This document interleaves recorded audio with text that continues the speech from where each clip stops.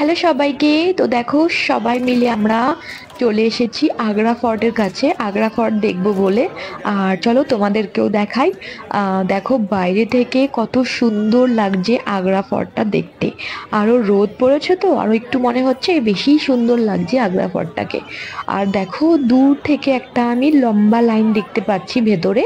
তো সেটার কারণ হচ্ছে, তুমি যদি ভেতরে এন্ট্রি করতে চাও, ভেতরের জিনিসগুলো দেখতে চাও, তাহলে তোমাদের এখানে এন্ট্রি ফিস দিতে হবে।